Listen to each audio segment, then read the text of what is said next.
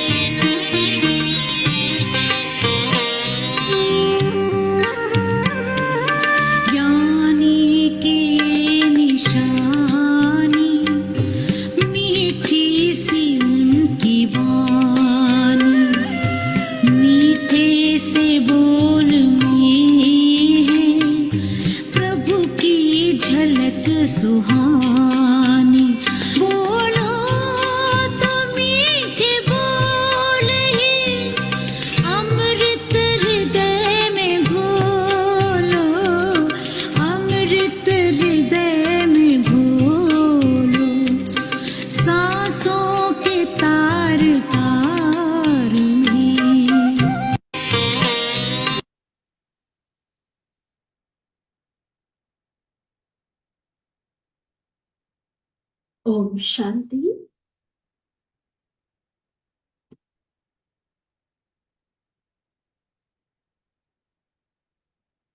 संगम युग पर ज्ञानेश्वर ज्ञान सागर बाबा ने हम सबको जो अति गुह्य ज्ञान के रहस्य बताए हैं, इन रहस्यों को जानते हम सभी क्यों क्या के विस्तार से अपने आप को मुक्त कर सकते हैं। बाबा ने जो गहरे राज हम सबको बताए हैं, उसमें न सिर्फ आत्मा परमात्मा का या सृष्टि चक्र का ज्ञान है, लेकिन कैसे हमें बाप समान बनना है, इसकी भी विभिन्न युक्तियां बाबा की मुरलियों में हमें मिलती हैं। आज भी जो बाबा की मुरली हम सभी सुनेंगे, इसमें भी ज्ञान के गहरे राजों के साथ साथ देह के हिसाब किताब के विस्तार का वृक्ष क्या होता है, उसकी शाखाएं कौन सी है, बीज रूप क्या है, और उस आधार पर कैसे हम अपने लक्ष्य को प्राप्त कर सकते हैं, इसे बाबा ने स्पष्ट किया है।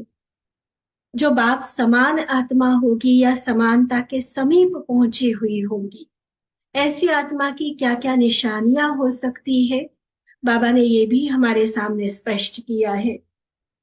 तो चले मुरली सुनने की विधि के अनुसार आत्मनिश्चय करते हुए स्वयं को हम बाबा के सामने उपस्थित अनुभव करेंगे।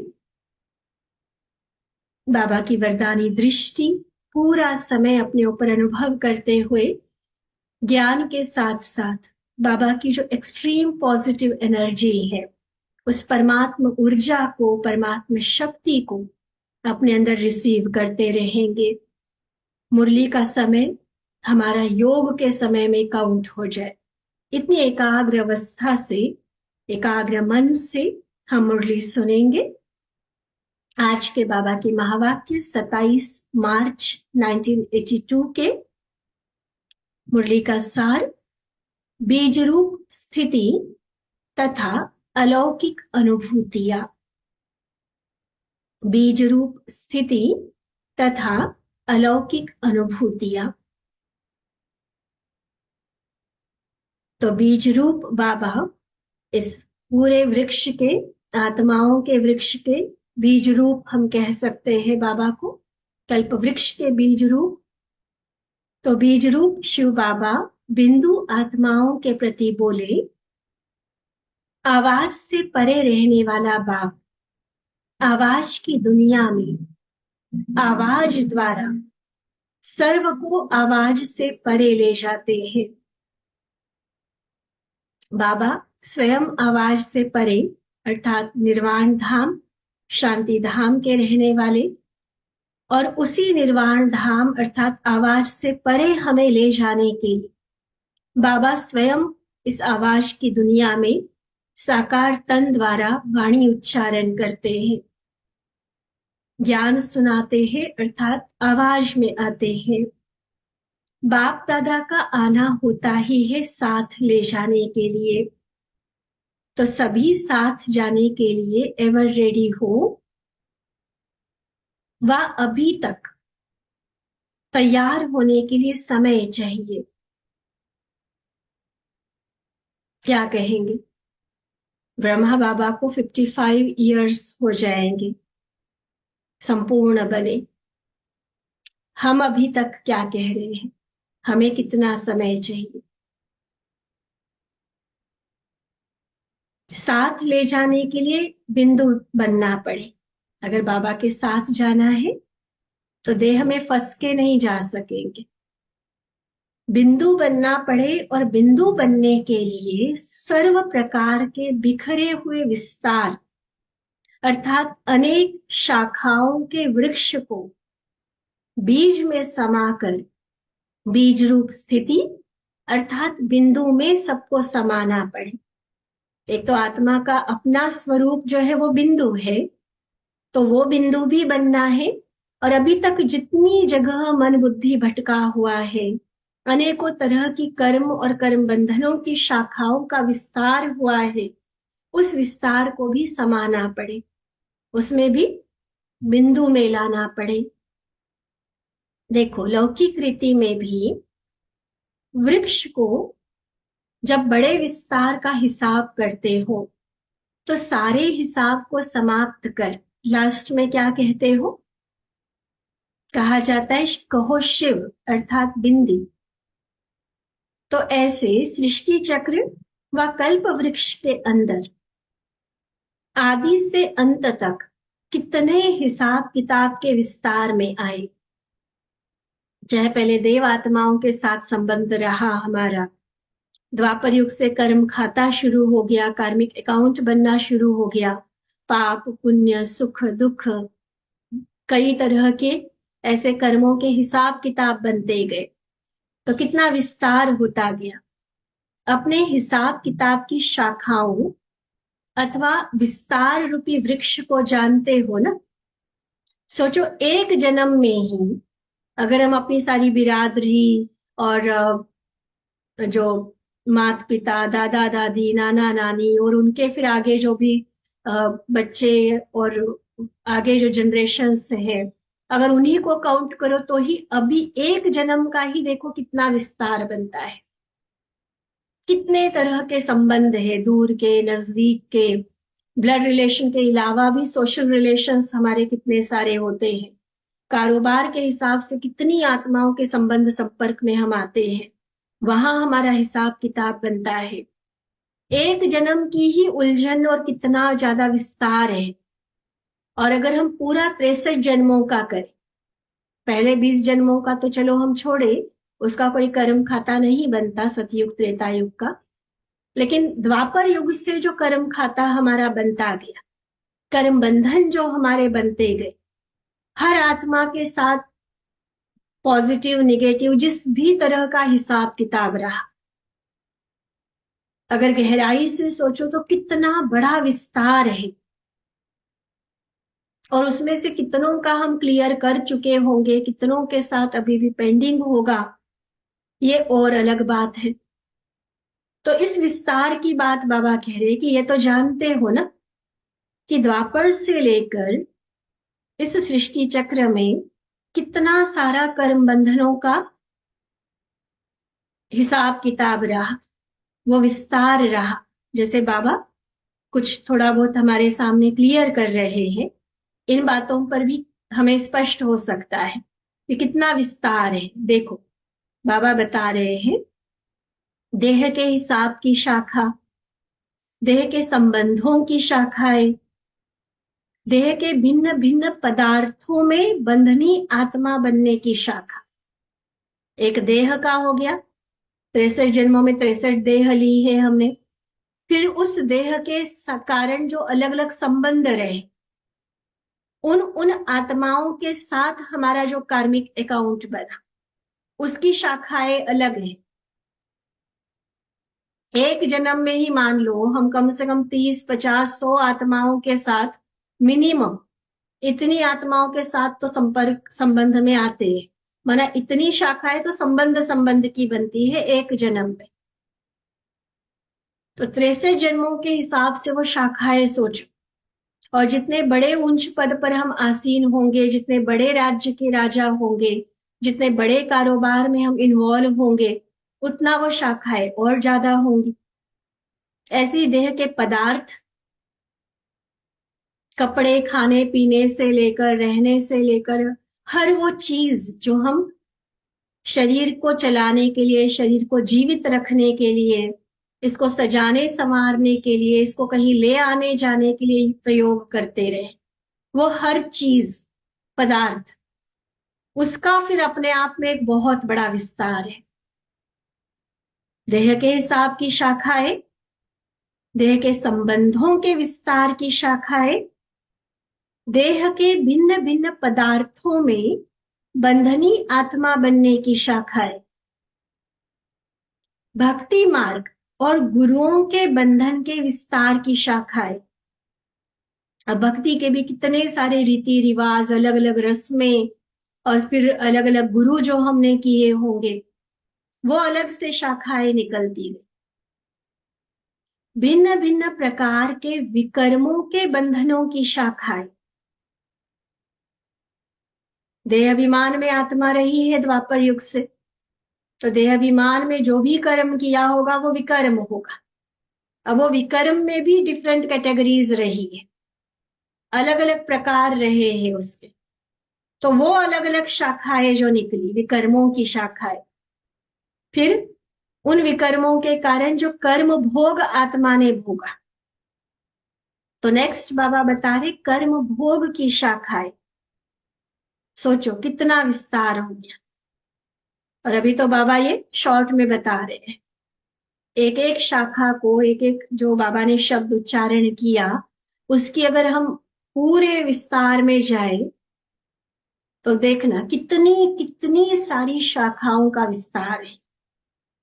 देह, देह के संबंध, देह के पदार्थ, जो भी विकर्म हुए, भक्ति मार्ग में जो कुछ हम करते आए, गुरुओं के बंधनों में जो आत्मा फंसती रही, कर्म भोग के जो सारे हिसाब किताब चले,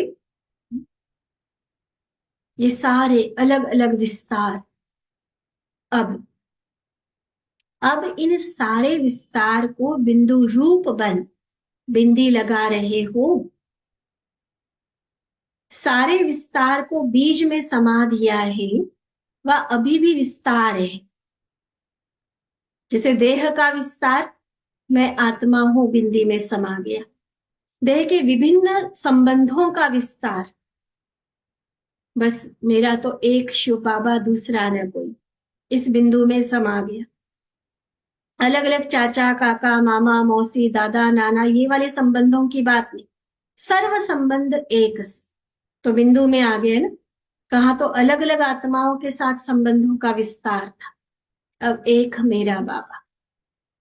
ऐसी अलग अलग पदार्थों में बुद्धि भटकी हुई थी, अब वापस घर जाना है। फुल स्टॉप लगता जा रहा है, अर्थात वो विस्तार, वो इच्छाएं सब समाता जा रहा है बिंदु में।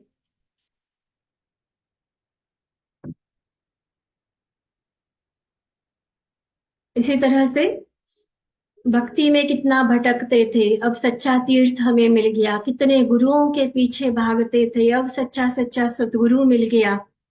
विकर्मों के बदले श्रीमत के आधार पर श्रेष्ठ कर्म करने लग गए। तो ये जो भी सारा परिवर्तन आ रहा है ब्राह्मण बनने के बाद, इसको कहेंगे कि हम विस्तार को सार में, अर्थात बिंदु में समाते जा रहे हैं। तो बाबा पूछते हैं कि समाया है, समा रहे हो, या अभी भी विस्तार में फंसे हुए हो। सारे विस्तार को बीज में समा दिया है या अभी भी विस्तार है। इस जड़जड़ीभूत वृक्ष की किसी भी प्रकार की शाखा रह तो नहीं गई है।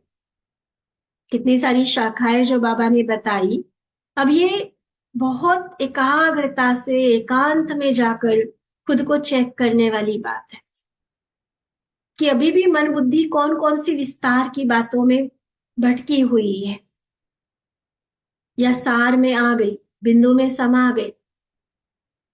क्योंकि संगम युग है ही पुराने वृक्ष के समाप्ति का युग। तो हे संगम युगी आत्माएं, आवाहन कर रहे हैं बाबा, हे संगम युगी आत्माएं, हे संगम युगी ब्राह्मणों, पुराने वृक्ष को समाप्त किया है।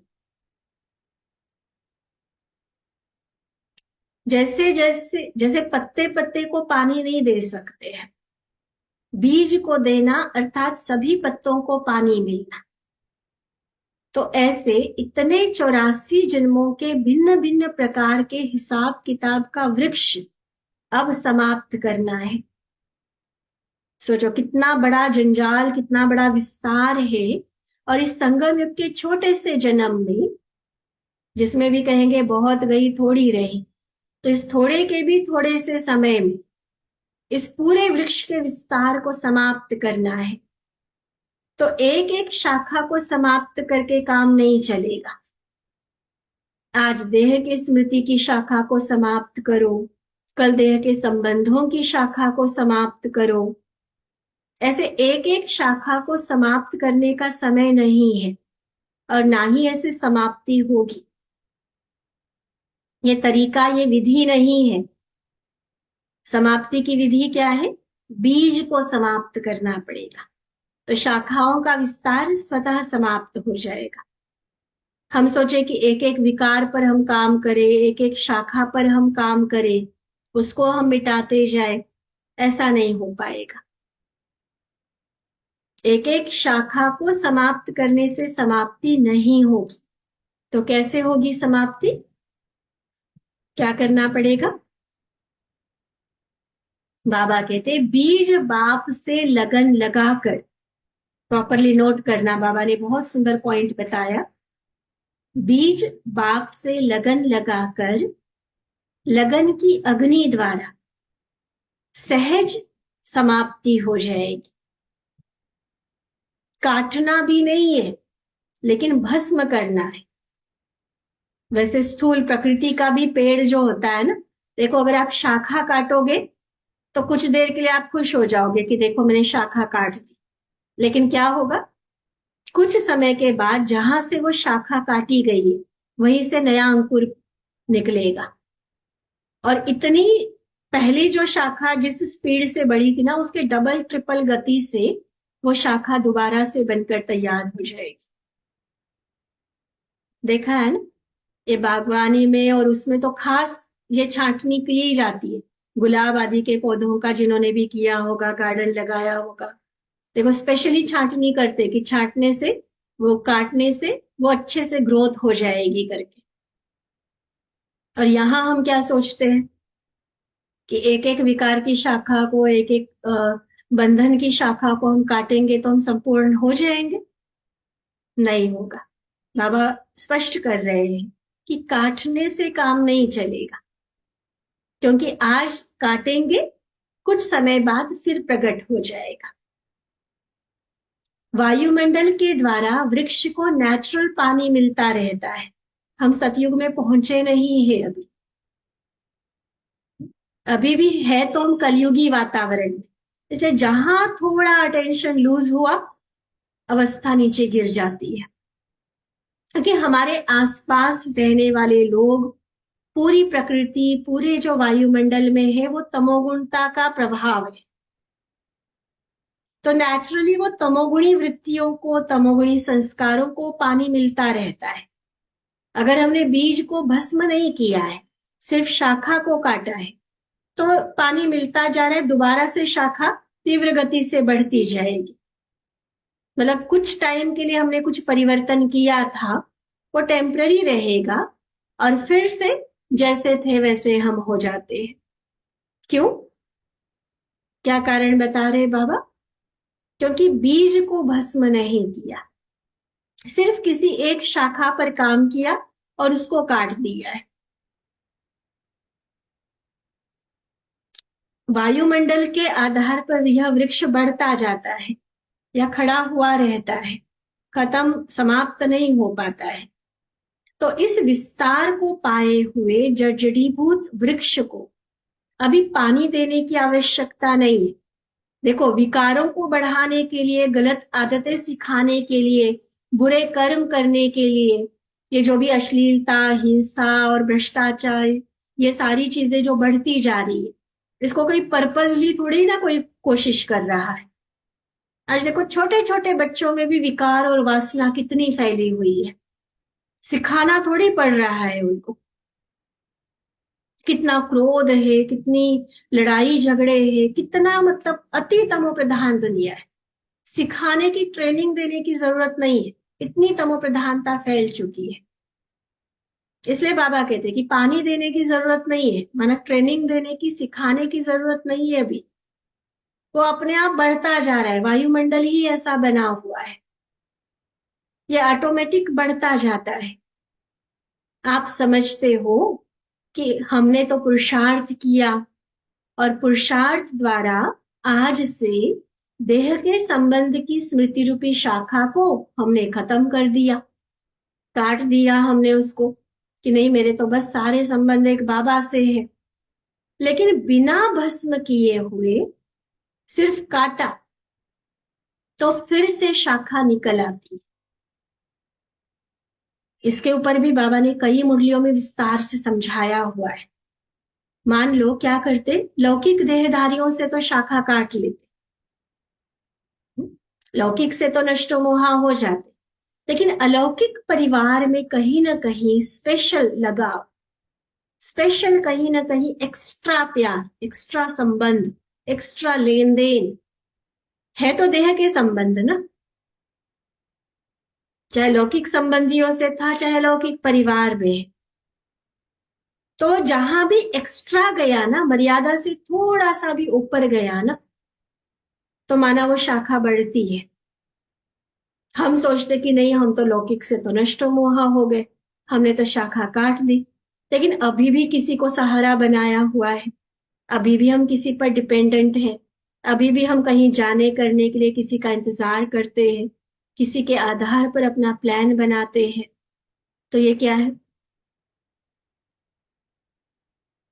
शाखा को काटा तो सही, लेकिन वह शाखा दूसरे रूप से अभी भी उपस्थित है, क्योंकि भस्म नहीं किया है। जैसे कहेंगे हमने तो काट दिया था देह के संबंध की शाखा, लेकिन भस्म नहीं किया तो दोबारा निकल आएगी।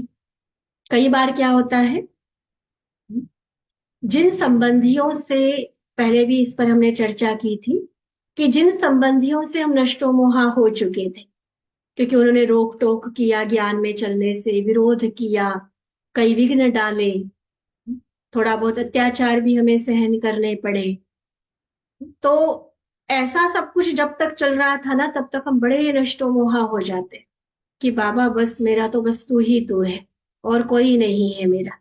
तपस्या चलती रहती है हमारी, डटे रहते, लगे रहते हैं। फिर एक समय ऐसा आता है, धीरे धीरे उन संबंधियों को भी पता चल जाता है कि ये तो हटने वाले हैं नहीं, ये तो मानने वाले हैं नहीं।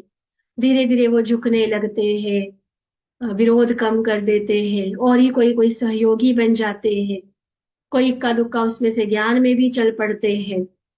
अब क्या होता है, जिन संबंधों से नष्ट मोहा हो गए थे, अब धीरे धीरे उन्हीं के प्रति मोह बढ़ने लगता है, क्योंकि अब तो अच्छे हो गए ना, अब तो वो मेरी मदद करते हैं, अब तो वो मेरी बात मानते हैं। तो वो जो नष्टो मोहा वाली स्टेज थी, जब विरोध हो रहा था, वो एक्चुअली ज्ञान युक्त नष्टो मोहा स्थिति थी,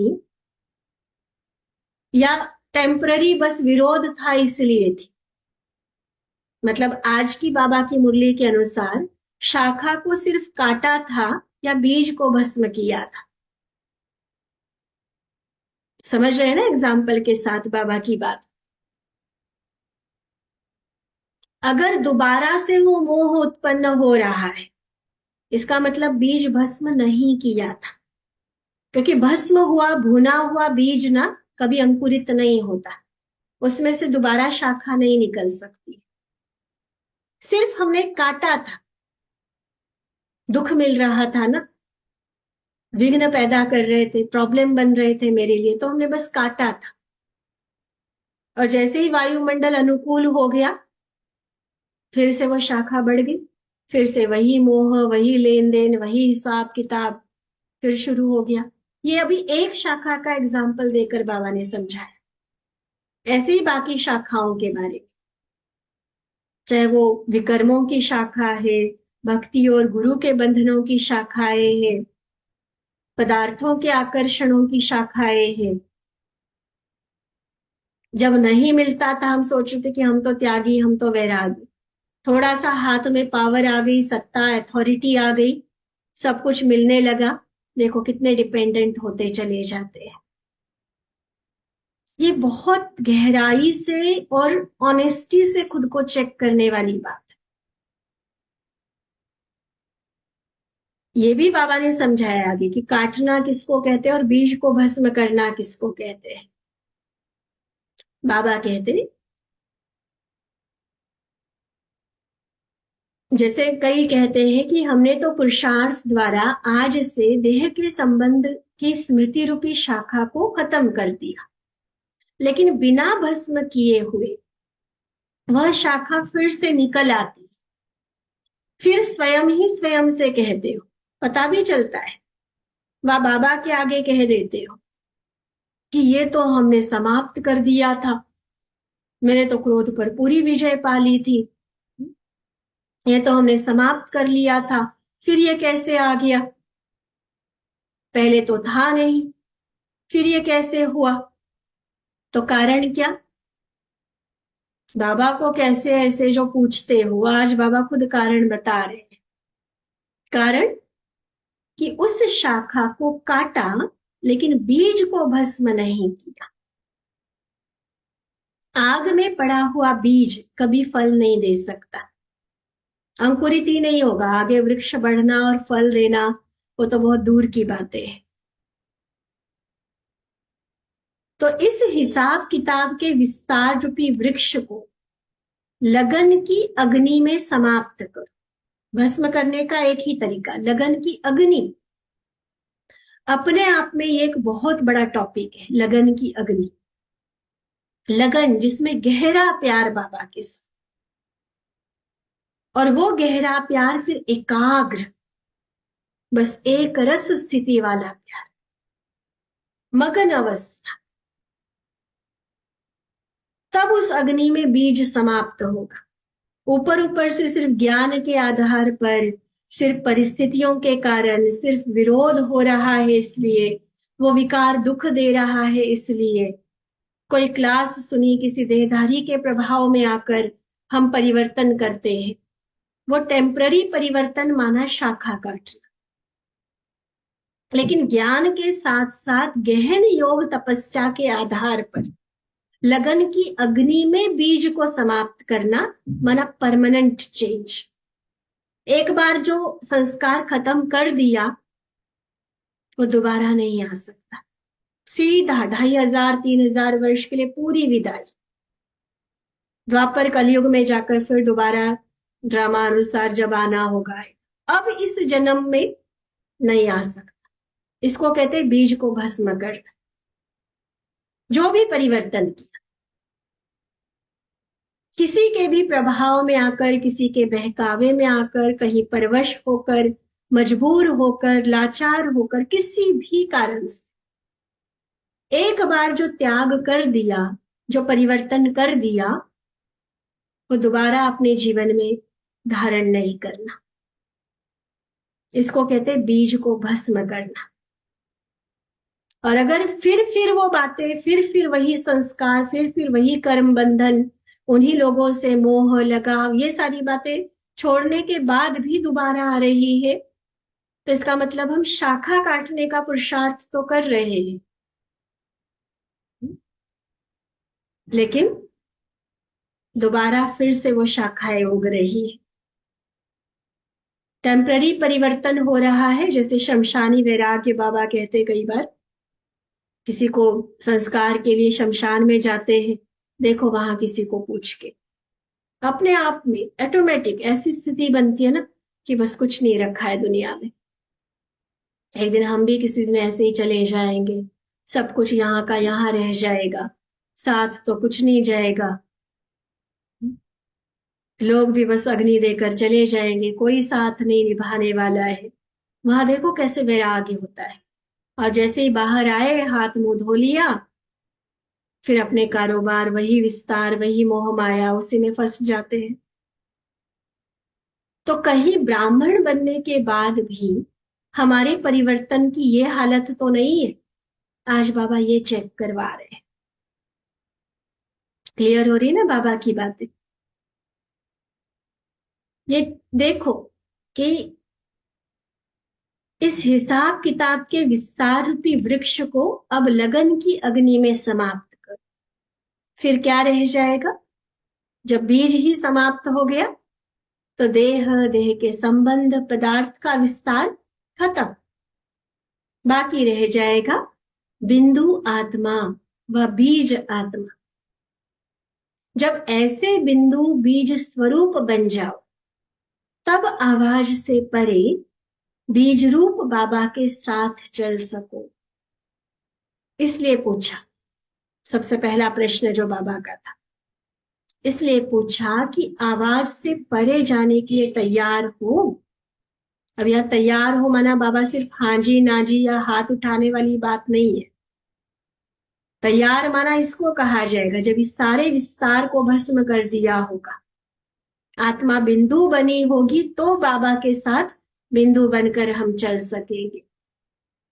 तो विस्तार को समाप्त किया है, इसको कहेंगे तैयार हो। बीज रूप बाप बीज स्वरूप आत्माओं को ही ले जाएंगे, विस्तार में उलझी हुई भटकी हुई आत्मा को नहीं ले जाएंगे। तो बीज स्वरूप बन गए हो।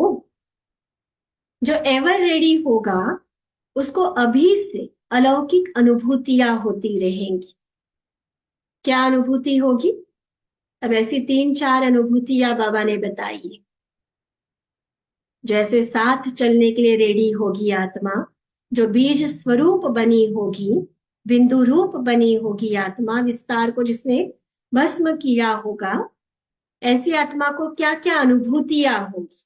बहुत सुंदर अनुभूतियां बताई है बाबा ने। सुनते हुए भी लगेगा कि हाँ, ये अनुभूति तो जरूर हमें करनी है। देखो, पहली बात बाबा सुना रहे, चलते फिरते, बैठते, बातचीत करते, पहली अनुभूति, यह शरीर जो हिसाब किताब के वृक्ष का मूल तना है, जिससे यह शाखाएं सारी प्रकट होती है। ये तो क्लियर है ना हम सभी को।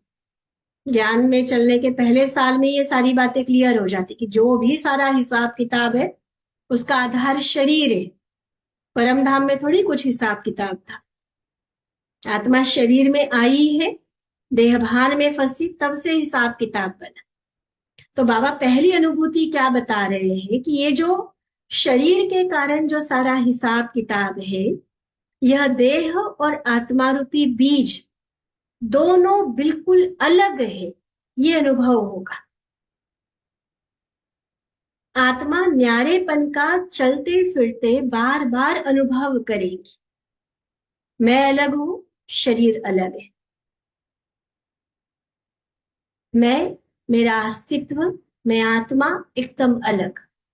और शरीर तो बस जैसे ड्रेस पहना हुआ है, शरीर तो जैसे मैं गाड़ी चला रही हूं, शरीर तो जैसे मैं चेयर पे बैठी हुई हूं। अलग होता है ना, गाड़ी अलग होती है, चेयर अलग होती है, ड्रेस अलग होती है।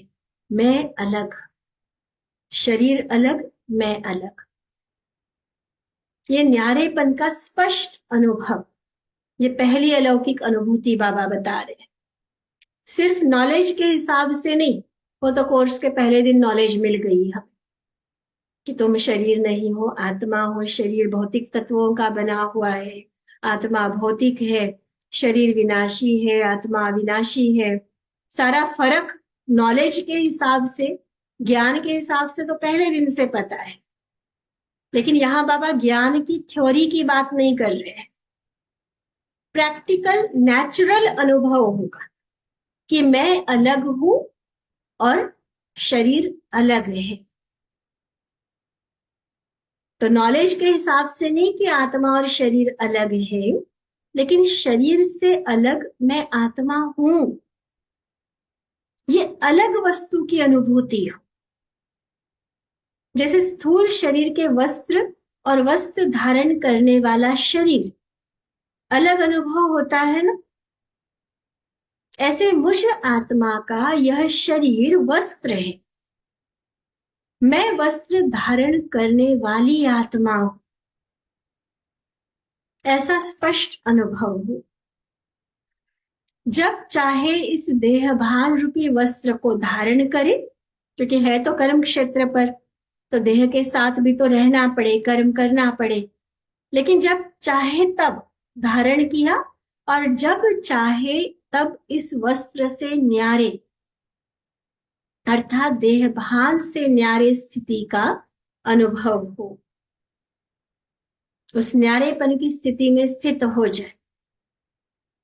ऐसे न्यारेपन का अनुभव होता है। वस्त्र को मैं धारण करता हूं या वस्त्र मुझे धारण करता है? क्या कहेंगे? मालिक कौन है? चैतन्य कौन? आत्मा। तो मैं आत्मा शरीर को धारण कर रही, तो मैं मालिक हूं, मैं चैतन्य हूं, तो मैं जब चाहे इससे न्यारी भी हो जाऊं। वो अलग अपने अस्तित्व का अनुभव, मेरी अलग पहचान है, मेरी अपनी अथॉरिटी है। शरीर तो मेरा कर्म करने का साधन है, एक इंस्ट्रूमेंट मिला हुआ है। ये जो भी ज्ञान है ना, वो प्रैक्टिकल रियलाइजेशन में आ जाए। ये पहली अलौकिक अनुभूति बाबा ने सुनाई, जिसको कहेंगे पहली निशानी, न्यारेपन की अनुभूति। अलग होने की बात नहीं, लेकिन मैं हूं ही अलग आत्मा। दूसरी निशानी व कहे दूसरी अनुभूति, जैसे भक्तों को व आत्मज्ञानियों को, कोई कोई परमात्म ज्ञानियों को दिव्य दृष्टि द्वारा ज्योतिबिंदु आत्मा का साक्षात्कार होता है। तो साक्षात्कार अल्पकाल की चीज है। साक्षात्कार कोई अपने अभ्यास का फल नहीं है, उसके लिए ना तो कोई पुरुषार्थ है, ना ही वो पुरुषार्थ की प्रारब्ध है। ये तो ड्रामा में पार्ट व वरदान है कि किसी को साक्षात्कार हुआ और मैं कहूं कि उसका ना बहुत अच्छा योग है, ये बहुत ज्यादा पहुंची हुई आत्मा है। ऐसा कुछ नहीं, ये तो बस एक ड्रामा का पार्ट है, बाबा का वरदान है, समझ। इसमें कोई अपनी मेहनत अपनी बड़ाई वाली बात नहीं है। तो जैसे साक्षात्कार में अल्पकाल में एक अनुभव होता है कि मैं ज्योति बिंदु आत्मा हूं, लेकिन एवर रेडी अर्थात सदा साथ चलने के लिए समान बनी हुई आत्मा साक्षात्कार द्वारा आत्मा को नहीं देखेगी, लेकिन बुद्धि योग द्वारा सदा स्वयं को साक्षात ज्योति बिंदु आत्मा अनुभव करेगी। फर्क स्पष्ट हो रहा है बाबा ने जो बताया? एक होता है साक्षात्कार में मुझे दिख गया कि मैं ज्योति बिंदु आत्मा हूं। अब साक्षात्कार होगा तो भी कितनी देर के लिए होगा? अल्पकाल। और उसमें कोई अपना अपना मेहनत अपना पुरुषार्थ नहीं है, और इसीलिए कोई प्राप्ति वाली बात नहीं है उसमें। लेकिन जो बीज स्वरूप आत्मा है, जो साथ जाने के लिए, आवाज से परे जाने के लिए जो रेडी हो चुकी आत्मा है, ऐसी तैयार एवर रेडी आत्मा की निशानी कि नेचुरल रूप से प्रैक्टिकली उस आत्मा को ये फील होगा, सचमुच अनुभव होगा कि मैं हूं ही ज्योति बिंदु आत्मा। तो साक्षात स्वरूप बनना यह सदाकाल है। साक्षात्कार सदाकाल नहीं होता, वो अल्पकाल होता। साक्षात स्वरूप आत्मा कभी भी ये नहीं कह सकती कि मैंने आत्मा का साक्षात्कार नहीं किया है, मैंने देखा नहीं है। नहीं, वह अनुभव द्वारा साक्षात स्वरूप की स्थिति में स्थित रहेगी। अभ्यास इतना नेचुरल होगा कि मैं हूं ही आत्मा। हमारे कई ऐसे भाई बहने हैं, कोई माताएं हैं, बड़ा पक्का अभ्यास है उनको आत्मा का, बहुत अच्छे से हर बार बोलने में, बात करने में, खाने पीने में, कहीं आने जाने में उनको आत्मा आत्मा आत्मा, बड़ा अच्छा पक्का अभ्यास है। और ये अभ्यास करने से होता है, ठीक है? अभ्यास करते करते वो चीज नेचुरल हो जाती है। जहां साक्षात स्वरूप होगा वहां साक्षात्कार की आवश्यकता नहीं है। ऐसे साक्षात आत्मा स्वरूप की अनुभूति करने वाले अथॉरिटी से, निश्चय से कहे कि मैंने आत्मा को देखा तो क्या, लेकिन अनुभव किया है। क्योंकि देखने के बाद भी अगर अनुभव नहीं किया फिर देखना कोई काम का नहीं। इसलिए देखो कई ऐसे हैं,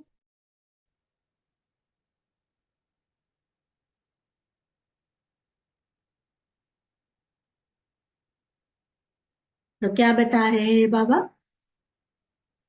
एक होता है साक्षात्कार करना, साक्षात्कार अल्पकाल की चीज है, लेकिन जो एवर रेडी आत्मा है वो नेचुरल अनुभव करेगी कि मैं हूं ही साक्षात स्वरूप आत्मा।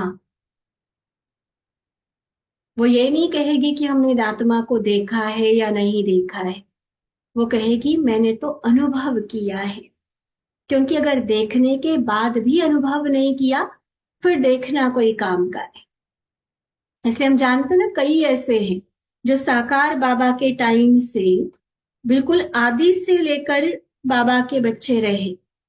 कई कई साक्षात्कार भी हुए, स्वर्ग के हुए, सजाओं के हुए, कृष्ण का हुआ, ब्रह्मा बाबा का, फरिश्ते का, हर तरह के साक्षात्कार। लेकिन आज वो है नहीं, यज्ञ छोड़कर चले गए, फिर से कलयुगी दुनिया में जाकर शूद्र बन गए। तो इसका मतलब सिर्फ साक्षात्कार से कुछ नहीं होता, होना चाहिए साक्षात अनुभव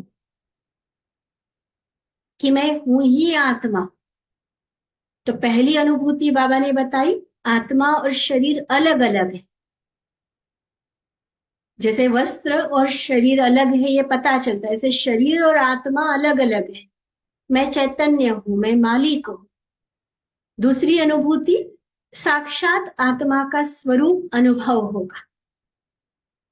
तो ऐसे साक्षात आत्म अनुभवी चलते फिरते अपने ज्योति स्वरूप का अनुभव करते रहेंगे।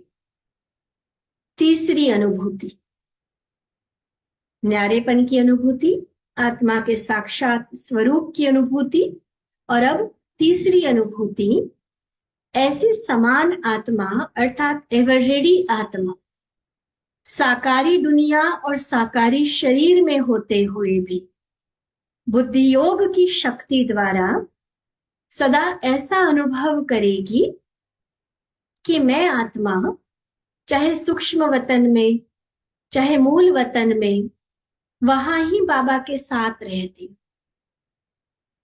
सेकंड में सूक्ष्म वतनवासी, सेकंड में मूल वतनवासी, सेकंड में साकार वतनवासी। जब कर्म करना है ना, तो सेकंड में साकार वतनवासी होकर कर्म योगी बन कर्म का पार्ट बजाएंगे। अनेक बार अपने को बाबा के साथ सूक्ष्म वतन और मूल वतन में रहने का अनुभव करेंगे। भले आत्मा शरीर में है, लेकिन इस शरीर में रहते, कर्म करते, कारोबार में आते, संबंध निभाते, कर रही है सब कुछ, लेकिन इतना नेचुरल, इतना इजी अभ्यास होगा कि मैं तो रहने वाली ही परमधाम की हूं।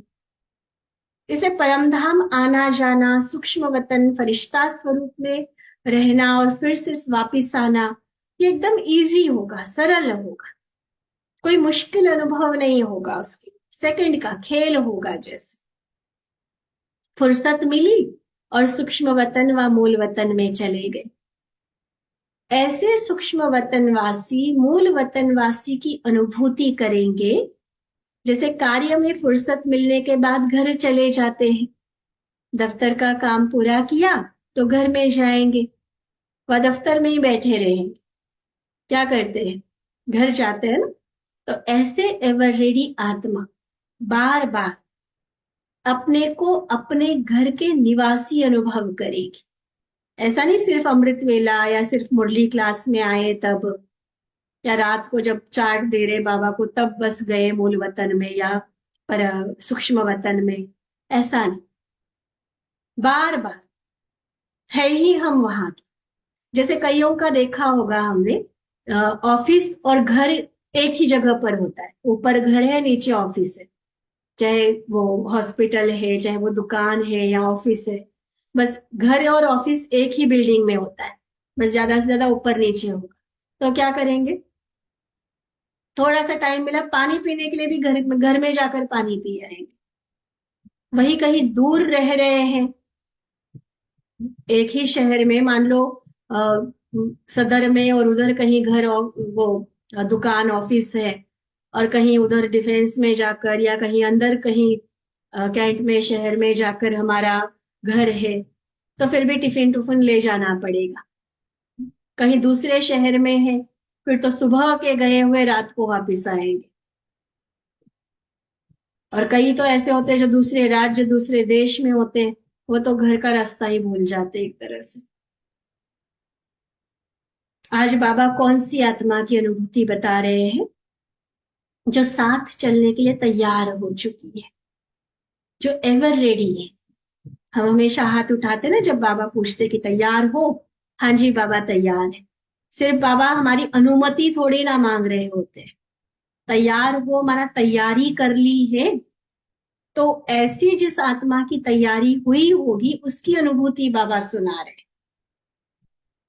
बीज स्वरूप में जो आत्मा टिकी हुई होगी, सेकंड में परम धाम, सेकंड में सूक्ष्म लोक, बार बार जैसे जिन की तरह चढ़ना उतरना जाना आना चलता रहेगा उसका, और बहुत नेचुरल तरीके से होगा। बहुत कोई कमेंट्री की, कोई गाना लगाया, रेड लाइट कर दी, अगरबत्ती जलाई, फिर उसके बाद मेरा योग लग गया और उसमें भी कहीं खड़खड़ हुई, बस टूट गया योग, ऐसा नहीं। मैं हूं ही वहां की रहने वाली, बस यहां काम किया फिर उड़ चली, काम किया फिर उड़ चली। ये तीसरी अलौकिक अनुभूति बाबा ने कही, अभी अभी यहां अभी अभी वहां। साकारी वतन के कमरे से निकलकर मूल वतन के कमरे में चले गए, फिर कभी सूक्ष्म वतन के कमरे में चले गए। ठीक है, ये तीसरी अनुभूति। अब चौथी सुना रहे बाबा, ऐसी समान आत्मा बंधन मुक्त होने के कारण ऐसे अनुभव करेगी जैसे उड़ता पंछी बन ऊंचे से ऊंचे उड़ते जा रहे हैं और ऊंची स्थिति रूपी स्थान पर स्थित होते ये अनुभव करेंगे कि ये सब नीचे है और मैं सबसे ऊपर हूं। एक ऊंची स्थिति का ऑटोमेटिक अनुभव होगा। जैसे विज्ञान की शक्ति द्वारा स्पेस में अंतरिक्ष में चले जाते हैं तो धरनी का आकर्षण नीचे रह जाता है और वह स्वयं को सबसे ऊपर अनुभव करते, सदा हल्का अनुभव करते, क्योंकि वह ग्रेविटी काम नहीं करती, धरती नहीं खींच सकती है उसको, तो बहुत हल्का अनुभव करते हैं।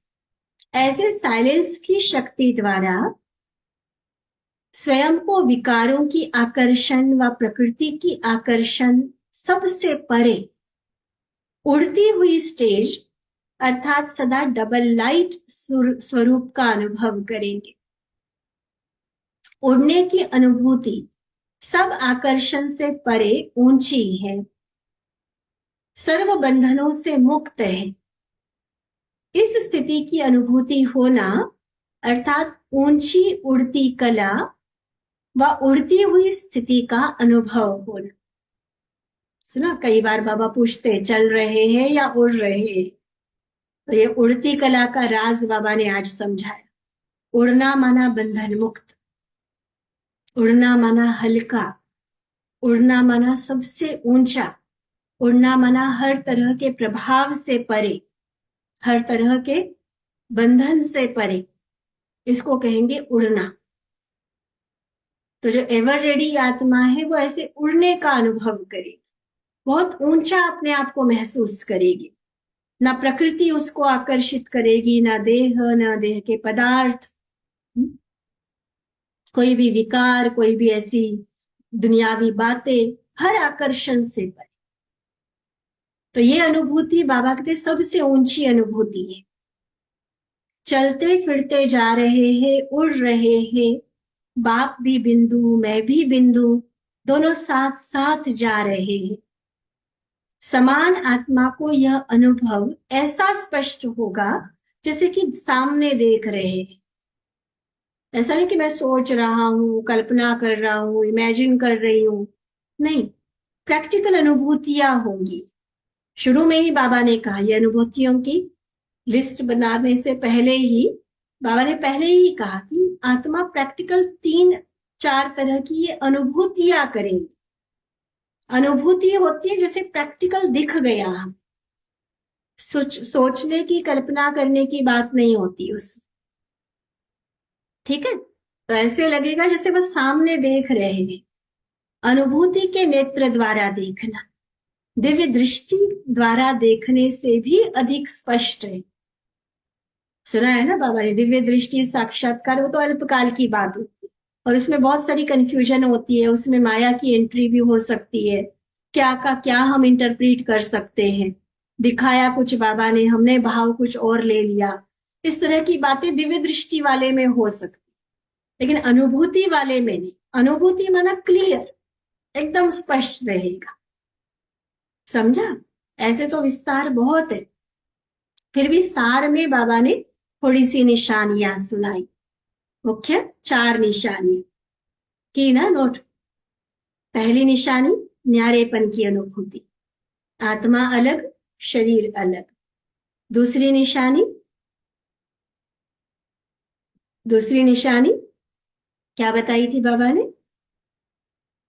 कि आत्मा प्रैक्टिकली अपने आप को अनुभव करेगी, साक्षात्कार की जरूरत नहीं है, लेकिन अपने ज्योति बिंदु स्वरूप का, लाइट रूप का अनुभव, अपने ज्योति स्वरूप का अनुभव सहज होगा, नेचुरल सदा होगा। तीसरी अनुभूति मूल वतन सूक्ष्म वतन में आना जाना लगा रहेगा, जैसे मेरा घर ही वो है, जैसे नहीं एक्चुअली है, लेकिन अभी सिर्फ हम ज्ञान के आधार पर समझते हैं, फिर वो नेचुरल अनुभव होगा, आना जाना चलता रहेगा। ज्यादा टाइम वहां, यहां तो बस कर्म करने के लिए आए। और चौथी अनुभूति बाबा ने बताई ऊंची स्थिति की, उड़ती कला की अनुभूति। तो ये तो बाबा ने कहा कि ऐसे तो और डिटेल में जाओ तो काफी बातें हैं, लेकिन शॉर्ट में बाबा ने ये निशानियां सुनाई। तो ऐसे एवर रेडी हो, अर्थात अनुभवी स्वरूप हो, साथ जाने के लिए तैयार हो ना, या कहेंगे अभी तो अर्जुन यह रह गया है। बाबा कहते ऐसी अनुभूति होती है, या सेवा में इतनी बिजी हो गए हो जो घर ही भूल जाता है, ये दुनिया ही ज्यादा अपनी लगने लगती है, इसी के कारोबार में इतने मस्त, इतने व्यस्त हो जाते कि परम धाम में जाना, बाबा से बात करना, उसके लिए फुर्सत ही नहीं रहती। क्या हाल है, क्या स्थिति है अपनी। क्योंकि बाबा कहते सेवा तो इसलिए करते हो कि आत्माओं को मुक्ति व जीवन मुक्ति का वर्षा मिले। तो सेवा में भी यह स्मृति रहे कि बाबा के साथ जाना है, तो सेवा में सदा अचल स्थिति रह सकती है। देखो ये ना प्रैक्टिकल करने की बात है, क्योंकि सेवा जितना बल देती है, खुशी देती, दुआएं देती है, उतना हलचल में लाने का कारण भी सेवा ही बनती है। सेवा में, क्योंकि अलग अलग अलग संगठन में रहकर सेवा करनी होती है ना, तो कई तरह की, चाहे वो रीस की बातें आएंगी, ईर्ष्या की बातें आएंगी, कंपैरिजन होगा, नोक झोंक होगा, रोक टोक होगा, कई तरह की बातें सेवा में आती है। तो उस सारी हलचल के बीच में भी अगर मुझे अचल रहना है, तो सुंदर सी युक्ति बाबा ने दी। क्या करो, ये याद रखो कि मुझे बाबा के साथ वापस जाना है। दूसरी आत्माओं की सेवा भी किस लिए कर रहे हैं? ताकि उन्हें भी मुक्ति मिले, माना वो भी बाबा के साथ वापस जाए, इसीलिए कर रहे हैं ना। तो बाबा कह रहे कि सेवा में अगर ये याद रहे कि बाबा के साथ जाना है, तो सदा अचल स्थिति रह सकती है। ये करके देखने वाली बात है। बाबा ने सुनाई, हमने सुन ली, और हलचल में हम सारे आने वाले हैं, सारे आते हैं। अब हम प्रयोग करके देखें कि मुझे सारा दिन या एक सप्ताह के लिए ये स्मृति इतनी गहरी पक्की करनी है, और उस स्मृति में रहते हर सेवा में आना, हर संबंध को निभाना। फिर देखना हलचल होती है, अचल रहते हैं, बातों को लेट गो करना इजी हो जाता है या पकड़े रहते हैं, बदला लेने का रखते हैं या माफ कर देते हैं, क्या करते हैं, स्वतः पता चलता जाएगा कि कितनी अचल स्थिति होती जाएगी हमारी। क्योंकि भगवान ने बताई हुई युक्ति है, फेल तो हो नहीं सकती है, बस हमारे करने में कमी रह जाती है। ठीक है, सेवा के विस्तार में सार रूपी बीज की अनुभूति को भूलना नहीं। विस्तार में खो नहीं जाओ, विस्तार में आते स्वयं भी सार स्वरूप में स्थित रहे, औरों को भी सार स्वरूप की अनुभूति करा। समझा? अच्छा, ऐसे सदा साक्षात आत्म स्वरूप के अनुभवी मूर्त सदा सर्व हिसाब किताब के वृक्ष को समाप्त कर बिंदी लगाए, बिंदी रूप में स्थित रहे, बिंदु बाप के साथ सदा रहने वाले, अभी अभी कर्म योगी, अभी अभी सूक्ष्म वतनवासी, अभी अभी मूल वतनवासी, ऐसे सदा अभ्यासी आत्मा, सदा अपनी उड़ती कला का अनुभव करने वाली आत्मा, ऐसे बाप समान एवर रेडी आत्माओं को बाप दादा का याद प्यार और नमस्ते। हम रूहानी बच्चों की रूहानी बाप दादा को दिल व जान, सिक व प्रेम से नमस्ते नमस्ते नमस्ते जी। बाबा की आगे पार्टियों के साथ मुलाकात है, वो हम नेक्स्ट क्लास में लेंगे। तो जो अनुभूतियां, जो निशानियां बाबा ने इस मुरली में बताई, और खास जो विस्तार और बीज की बात बाबा ने क्लियर की, उसे ध्यान पे रखते हम अपने पुरुषार्थ को दिशा देंगे। अच्छा, ओम शांति।